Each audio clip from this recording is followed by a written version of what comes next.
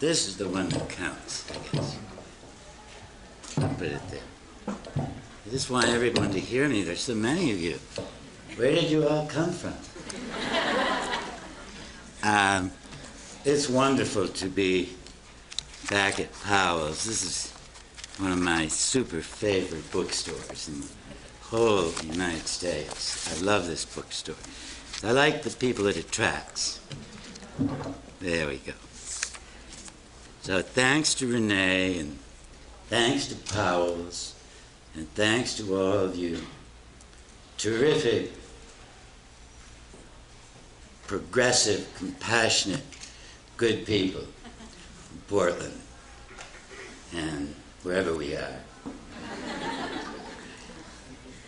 And I guess I ought to thank about 10 people I can see who showed up last night when I spoke at Lewis and Clark, who must be absolute masochists. I feel it twice. People tell me that my new book, I hope you don't be hurt if my back is to you, because I always aim at the microphone for some reason. So all the powers of evil are right down there. People tell me my new book, Letters to a Young Teacher, is the first really happy book I've ever written. And I know why they say that. It's because it's written as an invitation to a beautiful profession. That's how I think of it. You know? It's a year of letters. Is that buzzing too much, or is it okay? I don't want to be a bumblebee. You know? It's a year of letters that's based on my conversations with a wonderful, incandescent, high-spirited young teacher, I call Francesca, who came to teach first grade in an inner-city school in Boston, public school, all-black school, in almost exactly the same neighborhood where I started out in a similarly all-black school 40 years before.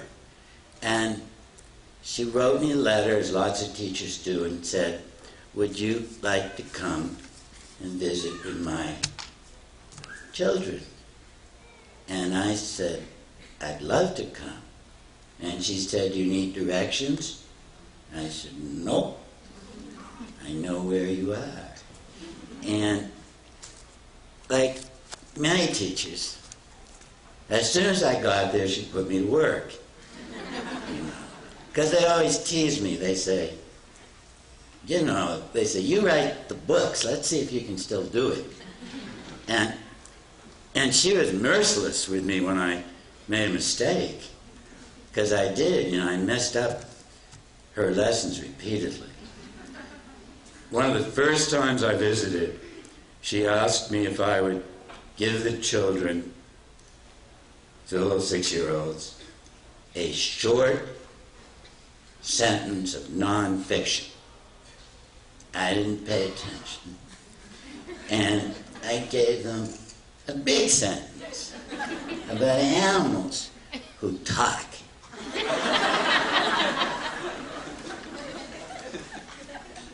She said that was fiction. I talked a lot with my dog, Sweetie Pie. She's passed away since, but I used to talk with her all the time, golden retriever. And she gave me very cogent answers, I thought. In fact, I once suggested on Capitol Hill that golden retrievers ought to be allowed to serve in Congress, because that would make them more humane. Anyway, I gave her this long sentence about talking animals, and she immediately scolded me with kind of stern, too, but with that delicious sense of humor that first grade teachers often have. She said to the children, she right in front of the children, she said, Mr. Jonathan has not listened carefully. We all know about listening skills. Their children called me Mr. Jonathan because my last name's hard to pronounce. And sometimes they couldn't pronounce the TH, so they'd say, Mr. Jonifer. And she picked it up, and she said, Mr. Jonifer has not behaved like a grown-up. And she asked them how I should be punished. And they voted that I needed a timeout and that I had to go and sit on the reading rug in the corner. And one little boy named Reginald, whom I got to like so much, felt bad for me. And he really felt sad for me because I did feel embarrassed. And he, when she wasn't looking, he snuck over and he put a decal of a big green frog on my forehead. I got to love that classroom, and I kept visiting, for almost an entire year, and watched that beautiful chemistry of love and trust gradually evolve between the children and their teacher. It's one of those miracles, one of those beautiful things, When they come to you in September, they're little strangers, and in June, you stand there in the door and you say goodbye, and you cry. You don't want to say goodbye. You don't get any of that, and you don't get any sense of that beautiful part of the profession in all the stuff that's coming down from Washington nowadays. You ever heard of this law called No Child Left Happy or Healthy? No teacher left passionate and joyful.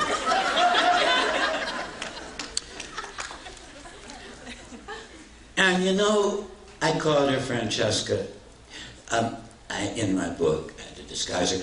She was very beautifully educated, as probably all of you are, which is why you came to see me tonight. She was certified as a teacher, but she also loved poetry and literature. And she'd been reading, some of you older folks will appreciate this, she'd been reading authors like Paul Goodman. How many remember that name? Since she was 14 years old. And she absolutely refused to drill her children for exams. She wouldn't do any of that drill and kill stuff in order to raise the AYP, as it's called. Do they use that term in the state? She refused to do that. She wouldn't play any tricks to artificially inflate their scores, and filled the room instead with their own contagious sense of jubilation at being in the company of children, and with the exhilaration that the kids brought with them into class. And she did work hard.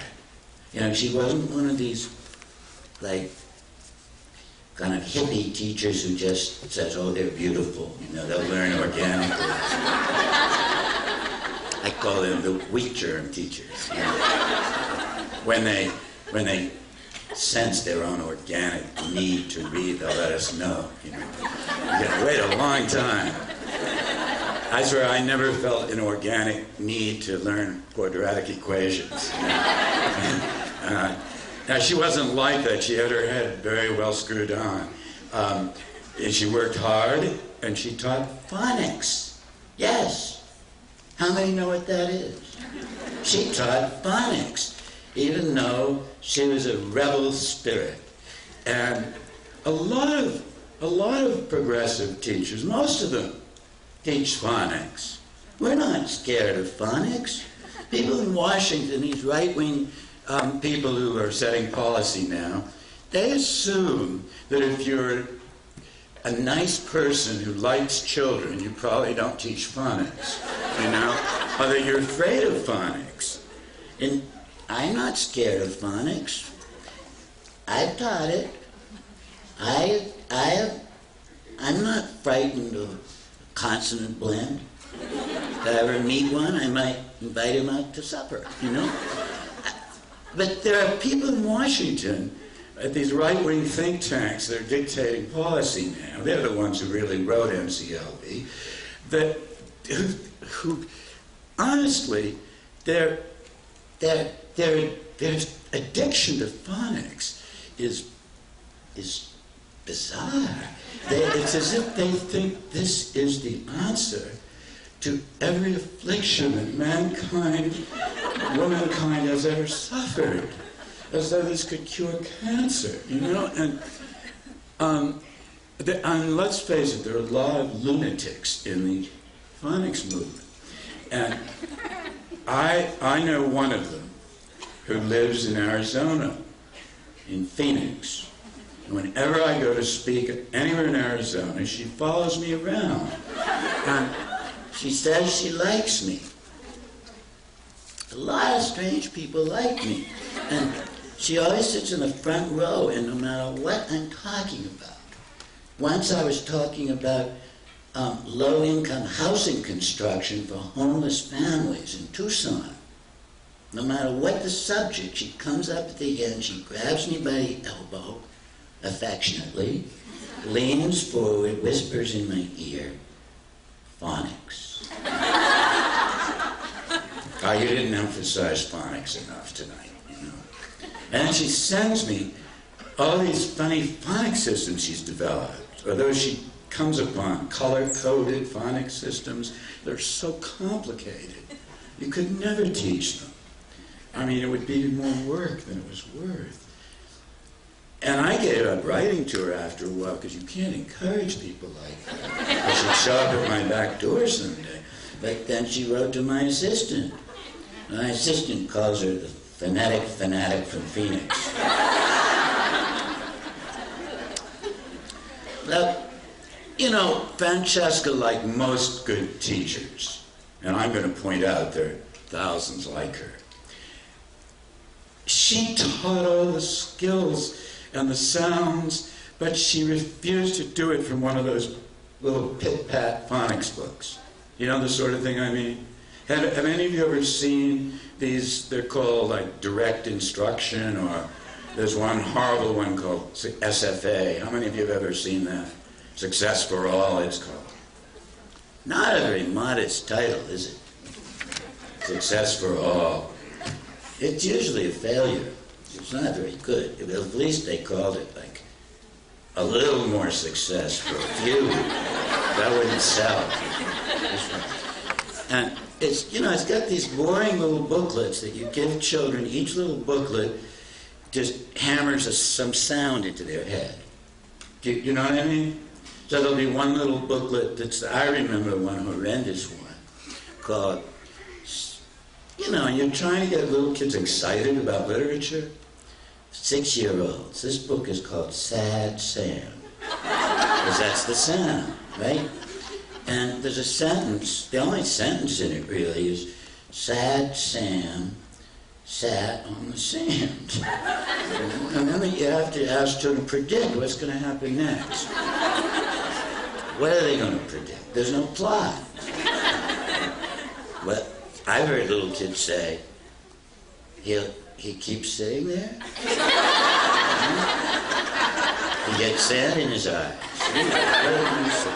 She wouldn't use any of that stuff because she knew what good literature was, and she loved it. So she taught them phonics out of the words that they brought into the classroom and those stories that children insist on telling us every morning the minute they walk into class.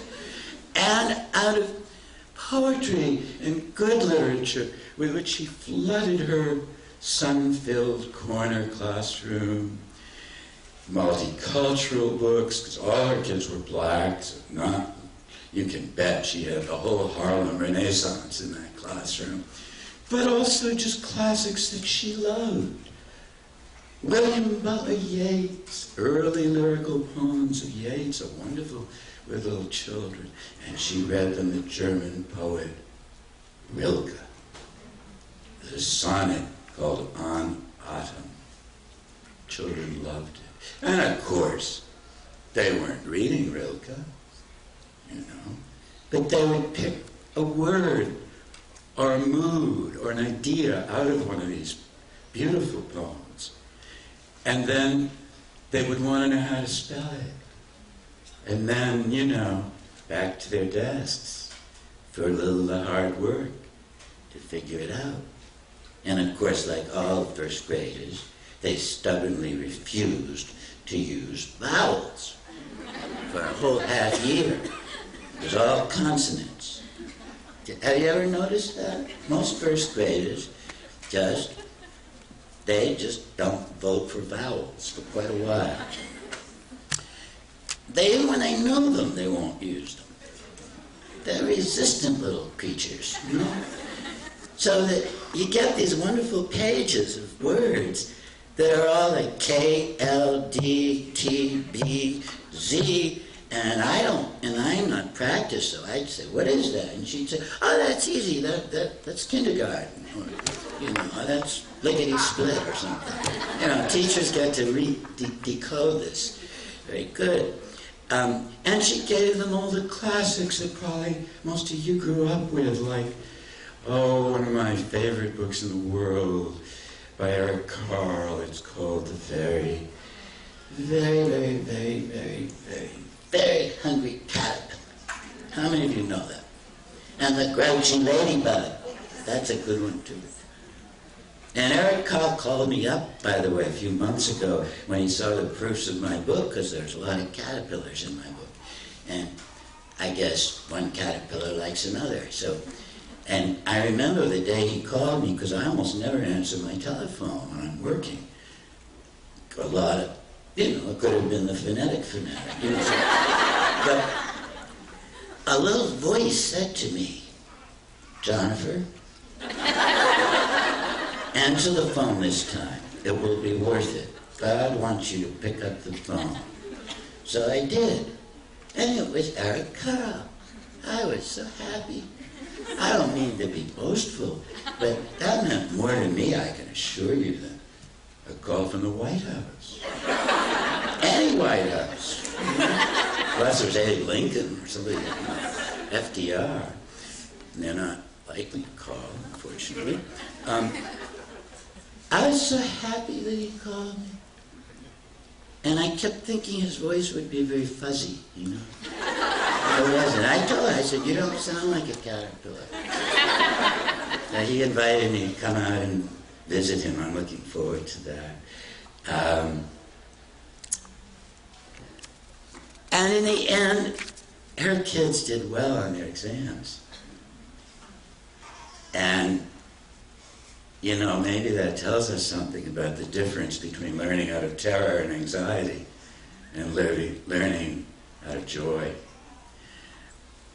There are people who will tell you that black kids, black inner city kids, are so different from everybody else in America and learn so differently and have such unique needs that you have to teach them by a unique curriculum.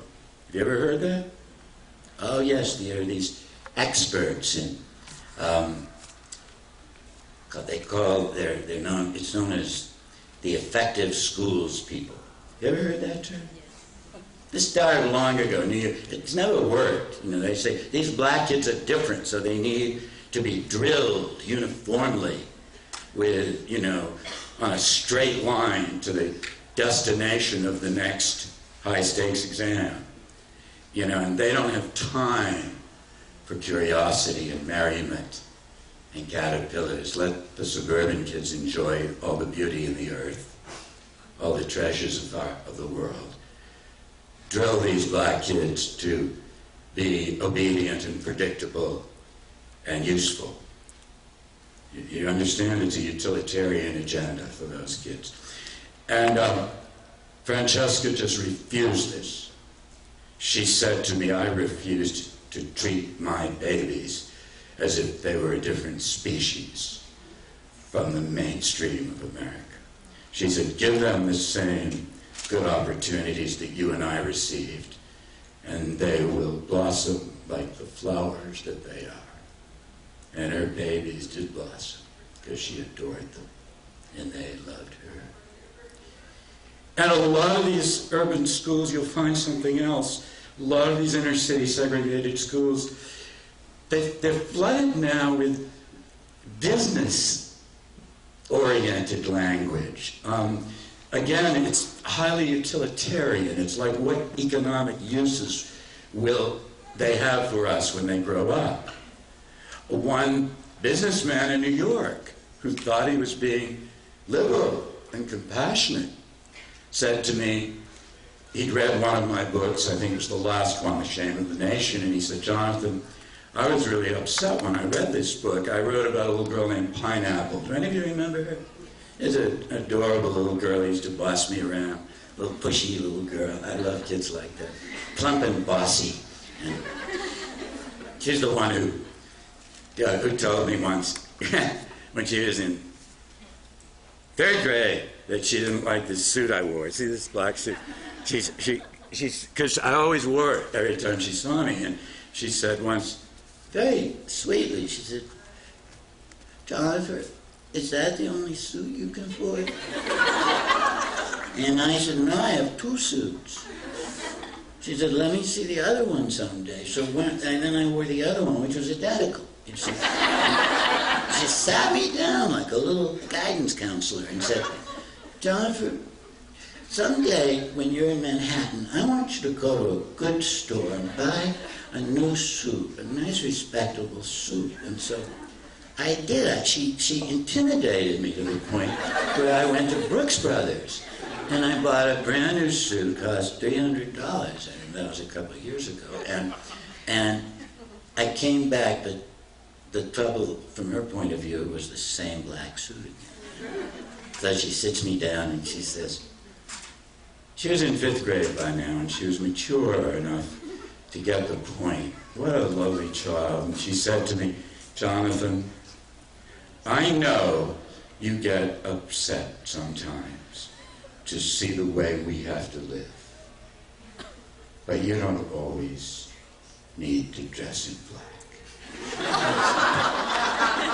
People used to say to me, who didn't understand, you'll hear this too if you live the kind of life I do. They'd say, gee, it's nice of you, Jonathan, that you like to go up and be with those kinds of children. That you go up to the Bronx all the time, the South Bronx, New York. Or you go to the south side of Chicago or so forth. And you like to be with those kids. It's nice of you. And it's as though they think I'm doing the kids a favor. As though I had this big bag of colonial blessings that I collected in Harvard Square. And I'm going to go and sprinkle them on the foreheads of the poor. And it's never seemed like that to me at all. I have never felt that I was bringing blessings to those children. I have always gone there in search of blessings. And in these little ones like Pineapple, whose spirits are high and compassion so strong, despite all they suffer, I feel I find those blessings every single time. Every single time. And Francesca felt it too, and that's why she loved her job. But she hated these business slogans on the wall. This businessman in New York that I told her about, that she ran into this in Boston, said to me once, Jonathan, I'm on your side. He said, when I read about little Pineapple, I thought, if she can't be trained to fill the jobs I have available, then I have no one to hire. He thought he was on my side, just like the phonics lady, you see? And I got mad at him. What a nerve he had to sell little Pineapple. I said to him, listen, if you need to train people for your entry-level jobs, train your own daughter or your own son. Educate Pineapple so she can buy you out someday. Or turn her back on your whole mercantile experience. And don't you be mad. And, but this is going on everywhere. That you'll see it in L.A., you'll see it in Chicago, you'll probably see it in parts of Portland too, even as progressive as the city is, you'll see these business slogans in inner city schools. You never see them in the top suburbs. And it's all about, you know, America's competitive edge, beating the Japanese or something. It's always, I saw one in a city I won't name because I don't want to embarrass them. Well, actually, I do. It was Columbus, Ohio. And I saw a sign in an all-black school that said, in kindergarten, that said that the mission, you know what mission statements are? It said the mission of the school was to develop products. Products that would, that means children, you know, products that would sharpen America's competitive edge in the global marketplace. In kindergarten. Though I told Francesca that, and she said, why should little 6-year-olds give a damn about the global marketplace? She said, they care about belly buttons, itchy elbows. I refuse, she said, to steal away their childhood. God bless young teachers who have that kind of nerve. Well, there are hundreds of thousands of teachers like Francesca all over America. And I meet them everywhere. Or else they're in universities and they're ready to come into teaching. And they want to teach in the inner city schools or in reservation schools or poor rural schools. But particularly in the inner city schools where Black and Latino kids are and poor Asian kids. The Hmong and Cambodian kids, for example, are treated exactly the way black kids used to be treated. And they want to teach these kids. And they have almost a preferential option for the poor, to use a religious term. But 50% of them quit in urban schools within 3 years. And when I ask them why they're growing demoralized, why they're thinking of quitting, they never say it's because the kids are too hard. They never blame the parents. They never blame the neighborhoods. They always tell me the same thing nowadays. They say it's this terrible anxiety that you feel in these schools nowadays because of this horrible law, No Child Left Behind. It's this testing mania that's being forced down the throats of our children. They tell me they hate this law. I mean, I can tell you, if I had 1,000 teachers here and you just wanted, you were just in a mood to hear people hiss, you'd just say NCLB, I swear. And these aren't, thank you. And you know, and these aren't teachers who are afraid of being held accountable for doing well. No good teacher is afraid of that, but they want to be held accountable for the right things. Do you understand? And they don't need Mr. Bush to tell them, you know, he said when he was promoting NCLB that this was because our teachers need to learn to strive for excellence and have high expectations. He used those terms. And he was very abusive of teachers. He said they're not striving for excellence. And Francesca was cuttingly sarcastic. She said, thank you, Mr. President. Excellence. I never thought of that before. I thought I worked all these years to come into these schools in order to strive for mediocrity. You know, it said high expectations. Wow. What a radical idea. You know, it's so insulting. These semi-literate politicians telling us we should be striving for high expectations.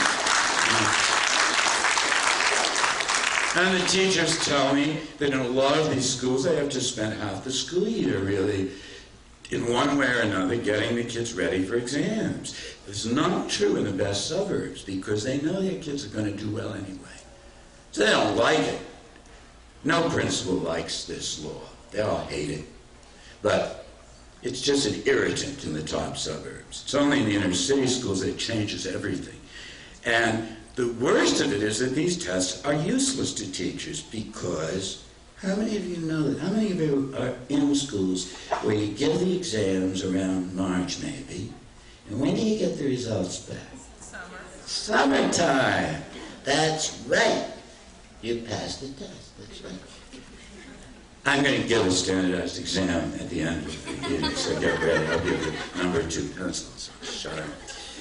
They always used to break. You know? Those darn number 2 pencils.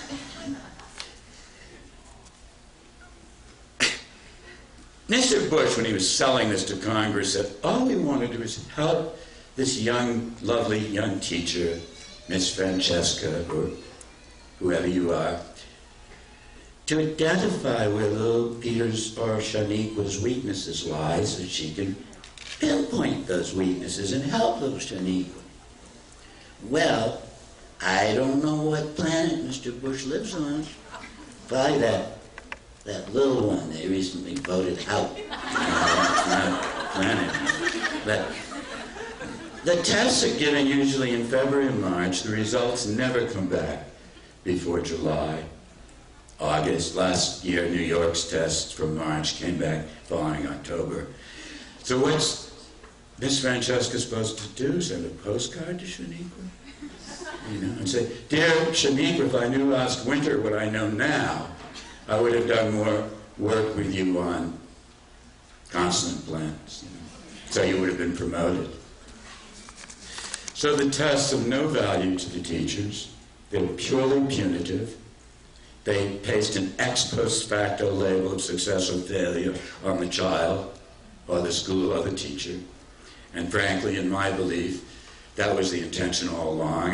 I don't believe, sincerely speaking out of my heart, I'm not speaking about every member of Congress, but certainly those who designed this law, I don't believe they ever intended all this testing stuff to improve the quality of education in America. I think they intended it as a shaming ritual to hold up the entire idea of the public sector, of public education, to national ridicule in order to soften up the ground, for privatizing schemes like vouchers. That's my belief. And even worse is the effect on curriculum. The teachers can't listen to their children because they're under a time clock now in the really test-driven schools. And I met a woman like this yesterday in Portland, principal, a really nice woman, who told me I'm under that threat always. They're going to, if I can't pump the scores, they'll take my school away, and they'll ultimately, one of the series of federal punishments is to hand it over to a private corporation to run it.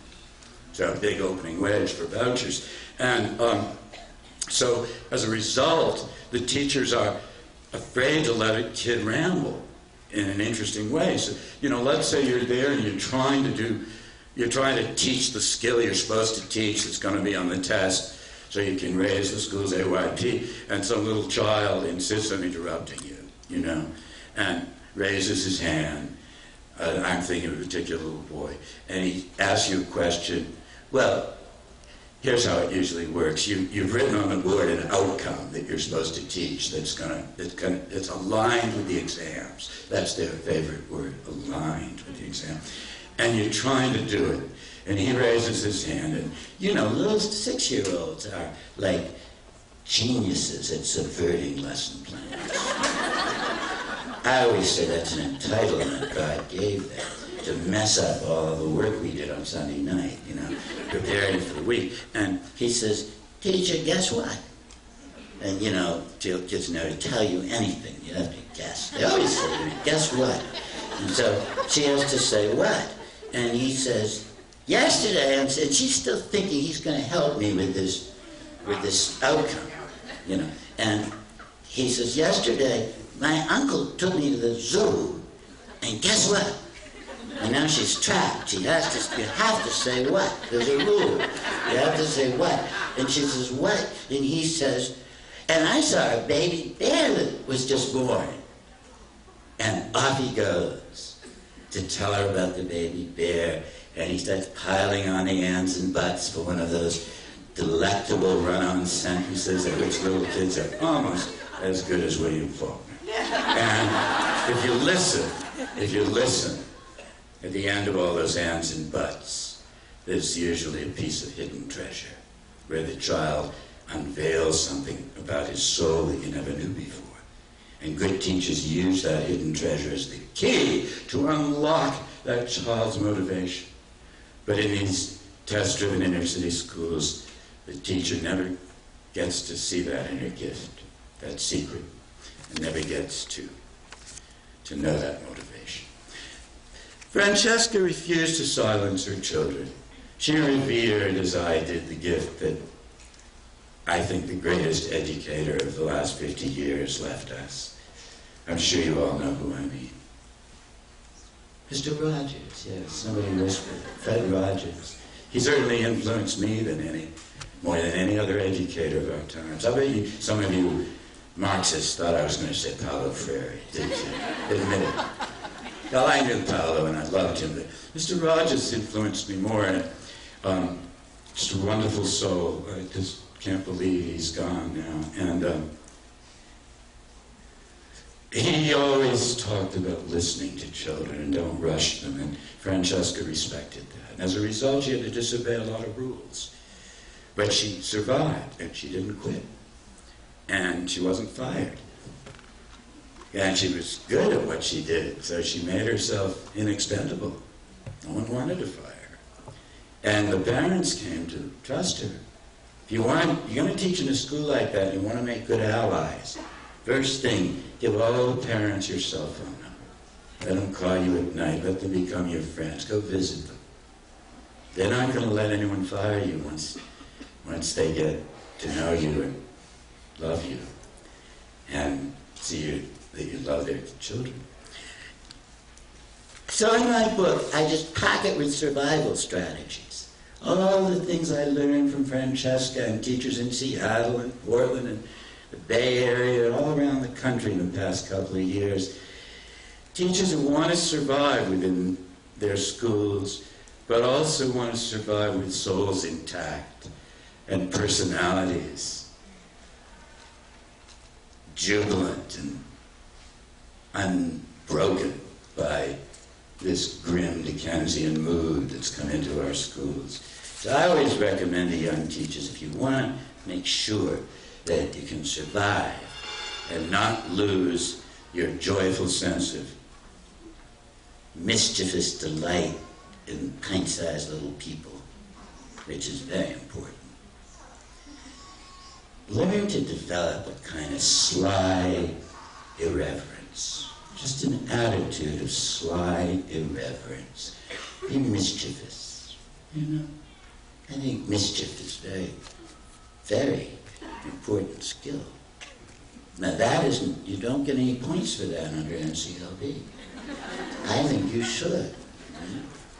I think you should get a lot of points for mischievous delight in the act of, in life itself, in childhood, in being a little person, or being a friend to little people. One thing Francesca thought was brutally unfair, and I agree with her. I'm only going to make 2 more points because I want to get to meet a lot of you. I want to meet as many of you as possible. She thought it was really unfair to test the kids in the early grades, like 3rd grade is when you have to under the new federal law. That wasn't a very good sentence, but I used all my good syntax to write my book, so now I don't have any left. And she thought it was brutally unfair to test 3rd graders, and many schools now start earlier, 2nd, 1st grade, kindergarten even, as they say, to get them ready for the bubble tests. She thought this was brutally unfair, so long as she knew, since she grew up in privilege, she knew that the richest kids, when they took these tests, weren't being tested simply on the first 3 or 4 years of school, but they usually had 2 or 3 years of wonderful preschool also. Am I right? Isn't that true even here in Oregon? See? And a lot of them had like Montessori since they were 2 and a half. You ever heard of Montessori? you know, intended for poor children originally. Now usually the luxury of the privileged. And she knew all about that because she grew up not, you know, in one of those areas that I know well, like New York, where the richest people typically send their kids to preschools. There's a certain group of preschools that are considered so essential to getting ahead, to getting you on the track to college when you're 2.5. Believe it or not, they're called the baby Ivies. And they're very expensive. They are all, in New York, they all cost $20,000 and up. There's one I know that costs $24,000 for 2.5-year-olds. Think how little a 2.5-year-old is. You know, it's like, how much is that per pound? And then you get these poor kids in the inner city, typically, who have had no pre-K. Or they're very lucky if they're in the most super progressive state, they might, you know, half of them, a third of them might have had 1 year half-day pre-K. And that's very unusual. And then suddenly they all take the same exam. And I've been battling with Congress about this. I've been telling my friends in Congress, you must not renew this law, this testing law for elementary school children unless you condition it on requiring every state to provide at least 2 years of wonderful developmental pre-K for every low-income child, or else the tests are not testing anything except prior opportunity and the privilege of wealth. I just think, you know, I don't get mad too often, but I just think there's something deeply hypocritical in a society that would hold a little 9-year-old girl in 3rd grade accountable. That's the big word nowadays. Accountable. I hate that word. Accountable. Hold her accountable for her performance on a standardized exam, but doesn't hold the president and Congress accountable for robbing her of what they gave their own kids 7 years before. It is unacceptable. I mean, we all know what little George gets when he's a little baby. I mean, in his case, not sure it worked, but we don't know. And the other point I make is this, that in the long run, none of this testing stuff, none of these AYPs, none of these big words like assessment, you know, none of this business-minded measurement mania that's taking over our schools, which, by the way, is not new. Any of you who studied American history know that the same thing happened in the first 2 decades of the 20th century. Did you know that? How many know that? Yeah. It was forced on the schools by the corporations that wanted to make sure poor children could be measured and tested sufficiently to know what they'd be worth in the economy. It's the same thing. It's right after Plessy versus Ferguson. And we're now in a similar moment, our Supreme Court having just reversed Brown versus Board of Ed, so we're right back there. There's nothing new about this. But the people who, you know, none of this stuff, none of this measurement stuff does any good for children. Tests do not teach reading. Only well-paid teachers do, and only if they're excited about the job they have, and not just well-paid, but well-rewarded and respected, and if they have a small enough class size so they can really listen to the children, as Mr. Rogers told us, and not have to be classroom cops. Now, I walked into classes in New York City with 38 in a class in 5th grade in September, even though there's some union rule that can't be more than 28. I don't know how they do it, but they always break those rules. And there's 38 in that class. I walked into a high school in Los Angeles, Fremont High. How many of you ever heard of that? South Central. A school has 5,000 kids. I didn't see a white kid the whole day I was there. It's like a monument. It's like a sublime artistic tribute to the glories of apartheid, you know? I hate to be sarcastic, but It looks like a prison. There's so many kids that half of them don't have classrooms. They're in trailers. Trailers. Now you probably know that nobody in America wants to call them trailers because we don't think it's nice to put our kids in trailers, so what do we call them? Portables. Thank you, class. Very good. But in California, they won't even call them portables. They have, you know what they call them? Bungalows. Bungalows. They don't look like bungalows. Bungalows are cute. They're cute little houses with thatched roofs, you know, and Pooh and Piglet and Eeyore have a tea party. These are smelly trailers. I walked into a classroom at Fremont High with 40 in the class, okay? And the teacher, whom I know very well to this day, had 6 classes with 40 in each class. And that was typical of that school and of several other high schools in LA.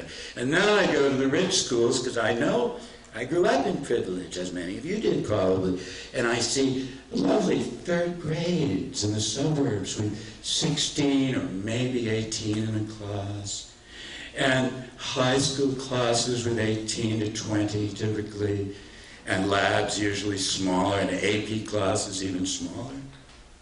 And then I know wealthy people who live in the suburbs and don't even send their kids to those schools, but when they're old enough, they send them to prep schools. They typically send them to boarding schools in New England. Did you know a lot of the fancy boarding schools are back east in New England? Exeter. Have you ever heard of Exeter? Groton, Andover. Okay, I live right near there, and I know those schools very well. In fact, I live 15 minutes from Exeter and 10 minutes from Andover.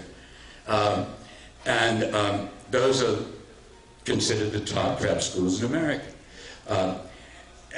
Exeter's class size is capped at 13, Andover 12. And not every student who goes to Andover, I can assure you, is the brightest bulb in America. There's a lot of dumb boys get into Andover. I know, because I went to a school like that, and I had lots of dumb boys in my class. They admitted me because I was Jewish. They needed to renew the blood. They had all these ingrown people with first names that were like last names, you know, like Abbott, Cabot, things like that. That's why they admitted Jews to a few of these schools, you know. And I don't mean to be a Jewish chauvinist, but and I've always figured that's the only reason they admitted me, because I didn't fit in any other way. But listen. I don't want to pick on George Bush, but he went to Andover. How many knew that? Andover costs $40,000 a year. When NCLB was being discussed, some of us were saying, don't talk about a testing bill, talk about equalizing resources for these low-income schools. And he said, on the record, he said the problem is not money. They don't need more money. The urban schools are like automobiles whose engines are flooded. Nobody asked how come the engine in Andover isn't flooded with $40,000 a year. You see, why do we let them get away with this hypocrisy? He went to Andover. By the most unusual coincidence, so did his father. Are there any statisticians here, you know, who do probability theory?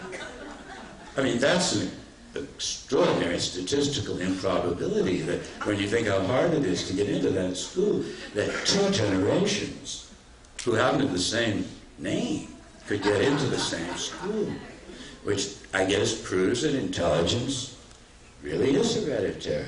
Huh? How else do you explain it? Listen, I'm not going to pick on him, and I don't want to ramble on any longer or be small-minded, but here's what I believe. If very small class size and the individual attention this enables a wonderful teacher to give to every single child in that class, if this is good for the son of the president, and good for the daughter of a big-time business CEO, then it's good for the poorest child of the poorest mother in Chicago, Seattle, or Portland, or LA. That's my belief. Anyway, I'm going to end that.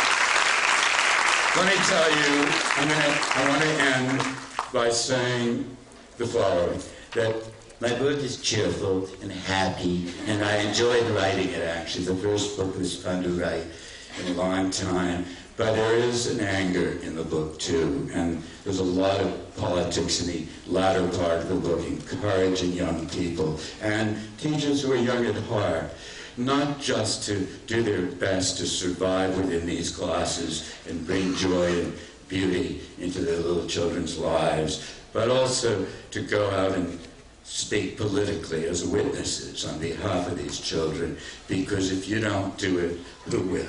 You know, you're the best witnesses. I'm speaking to the teachers here. You see it every day, and these little ones can't speak for themselves. And you have to speak for them. And I try to do it. That's why I've been driving all the Democrats in the Senate crazy, because a lot of them have known me for years, and some of them like me. I don't know why, because I annoy them, but they like me, because even though I say it's time for you to act like Democrats, real Democrats, you know, like Paul Wellstone, and Patty Murray from your neighboring state of Seattle, and Tom Harkin from Iowa, those real Democrats who have some loyalty to the dreams for which Dr. King and that whole generation gave their lives, and makes them mad at me. Senator Kennedy's been mad at me for about a month now, because I've been telling him, I don't want you to renew this law, even though he helped co-sponsor it. It was a great political mistake, and I'm begging him to rethink it. And I couldn't get him to reply to me. Do you know that? All the other senators were willing to talk with me about it, and he wouldn't answer me. And he's from my state of Massachusetts, and he's a friend of mine. I know his dog. I played with his dog, and he wouldn't answer me, so I went on a fast.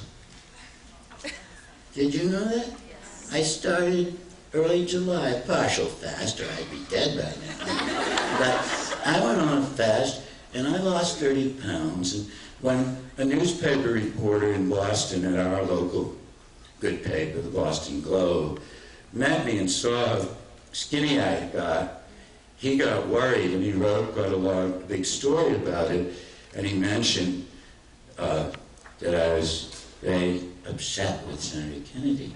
And suddenly, after 3 months, 2 days ago, I was invited by his office to have a conversation with him. I'm going to go and we're going to have a full morning to talk in about 10 days. And I hope I don't lose my nerve. You know, it's hard to speak truth to power. And some people really will attack you if you do it. I have been roughly attacked by the neoconservatives, do you know that term? And the far right wing. And I have to debate on TV. I have to go on TV and debate them, because the little kids I know aren't going to get that chance. So if they ask me to come on CNN or one of these TV shows, I do it. But I don't like it, because these people are really mean. I mean, I don't know. Have you ever seen Fox TV? I mean, these people aren't just mean, they're sociopaths. They're filled with hate. And I always think they must have had miserable childhoods. Because why else could they be so mean to everybody else? You know, there's a beautiful line by the poet, my favorite poet, my favorite modern poet, W.H. Auden. How many of you like Auden? You know, I like him because he was so wise about cruelty. And in one of his poems, he said, when will we ever know what all school children learn? Those to whom evil is done, do evil in return.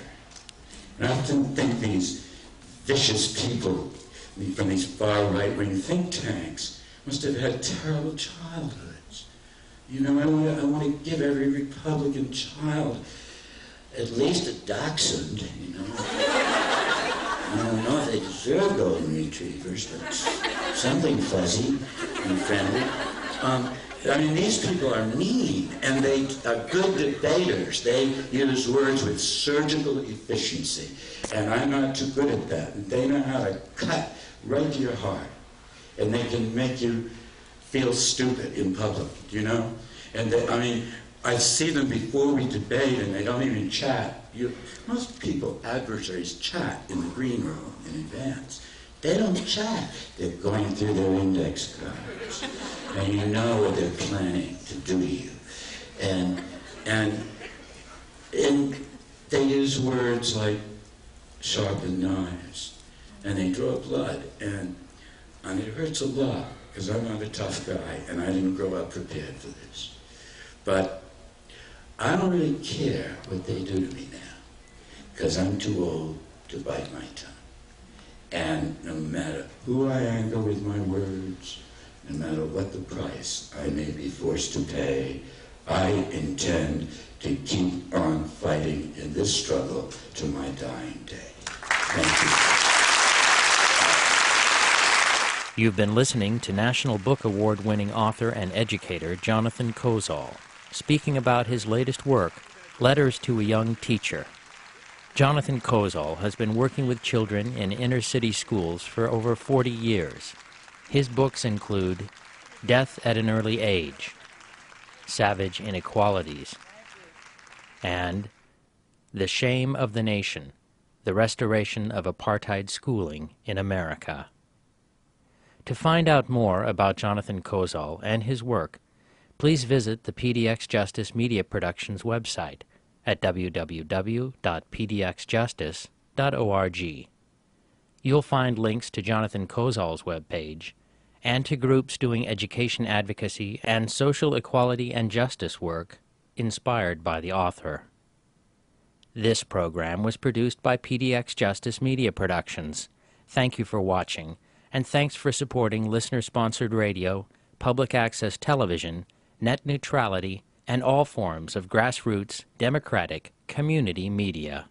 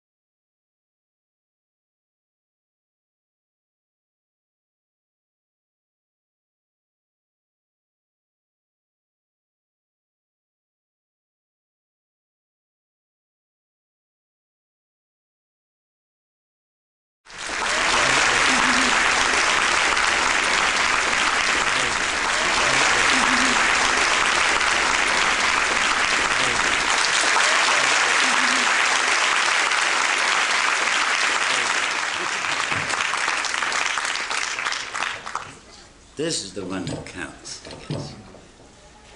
I'll put it there. I just want everyone to hear me. There's so many of you. Where did you all come from?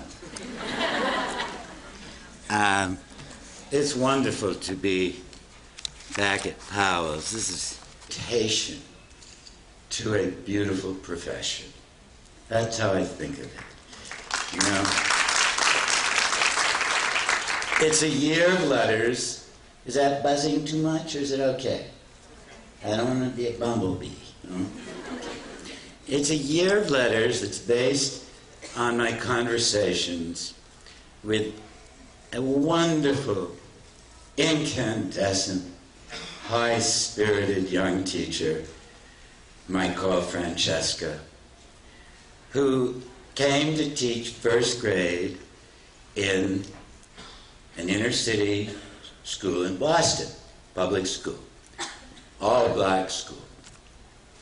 in almost exactly the same neighborhood where I started out in a similarly all-black school 40 years before.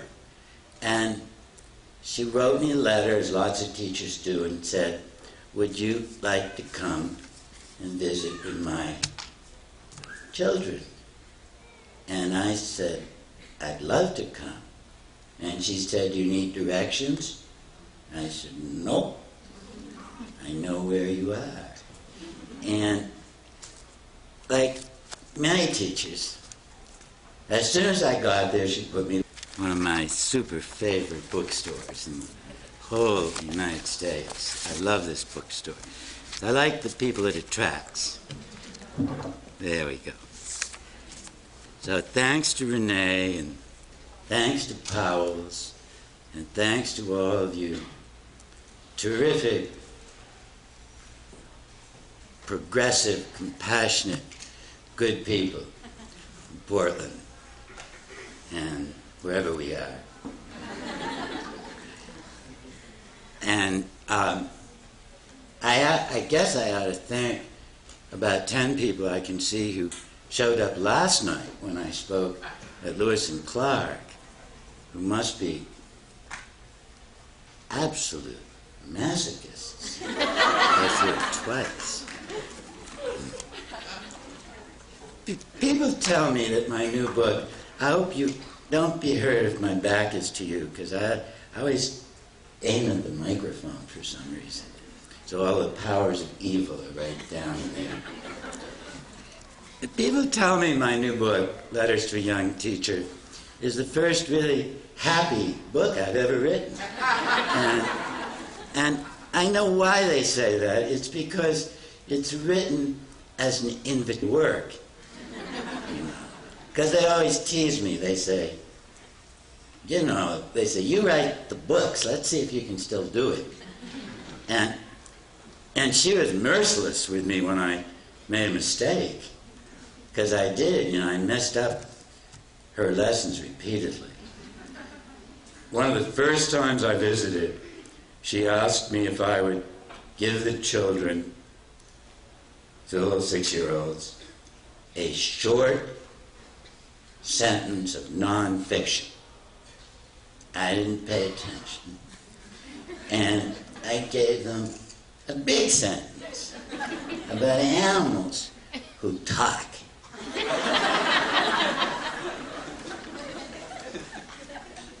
She said that was fiction. I talk a lot with my dog, Sweetie Pie. She's passed away since, but I used to talk with her all the time, golden retriever. And she gave me very cogent answers, I thought. But I once suggested on Capitol Hill that golden retrievers ought to be allowed to serve in Congress, because it would make them more humane. Anyway, I gave her this long sentence about talking animals, and she immediately scolded me with kind of stern, too, but with that delicious sense of humor that first grade teachers often have. She said to the children, right in front of the children, she said, Mr. Jonathan has not listened carefully. We all know about listening skills.